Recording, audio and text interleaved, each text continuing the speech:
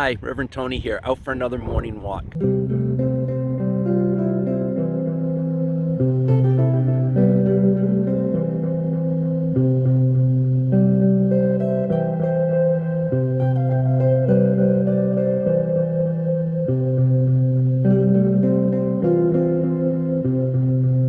You know, this Saturday, November 20th, is the annual Transgender Day of Remembrance, where we remember all our trans siblings who have been murdered just for being transgender.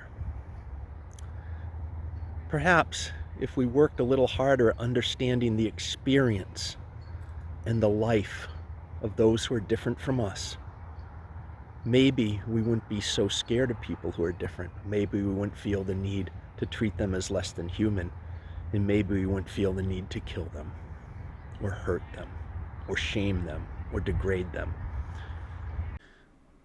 November 20th, 2021, the day this video is published, is the 23rd annual Transgender Day of Remembrance. This event began in response to the murder of a woman named Rita Hester, an out transgendered woman who was brutally stabbed in her apartment, rushed to the hospital, and pronounced dead on arrival. Following her murder, the representation of her in both mainstream and queer press was astounding. The press referred to Rita by her male name and repeatedly used male pronouns for her. Rita's murder continues to go unsolved, and each year a mounting toll of individuals are murdered for being or perceived to be transgender. The Trans Day of Remembrance was founded by Gwendolyn Ann Smith, and she says, quote, "The Transgender Day of Remembrance seeks to highlight the losses we face due to anti-transgender bigotry and violence. I am no stranger to the need to fight for our rights, and the right to simply exist is first and foremost. With so many seeking to erase transgender people, sometimes in the most brutal of ways, it is vitally important for those we lose to be remembered, and that we continue to fight for justice." Here, where I live in Connecticut, just this past year, an AntiTrans Inclusion Law was proposed by Republican State Senator Robert Sampson and Democratic State Representative Hilda Santiago. This law would have granted immunity from civil liability to public school athletic governing bodies and private youth sports leagues if they were to prohibit a transgender youth from participating in sports as their identified gender, rather than the gender associated with the biological sex on their birth certificate.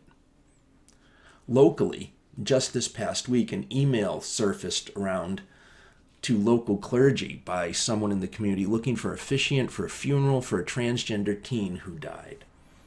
The email noted that there have been 2 other trans teen deaths in our area recently, and both of those were suicides.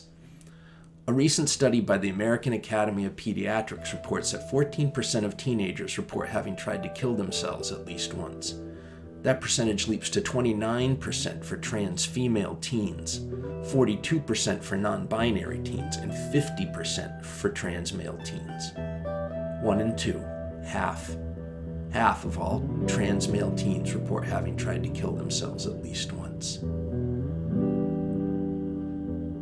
Suicides are not yet counted in the Trans Day of Remembrance, but maybe they should be, because the deaths are murders caused by harassment, bullying, non-acceptance, and non-recognition. They are murders that use the victim in bigotry as a murder weapon.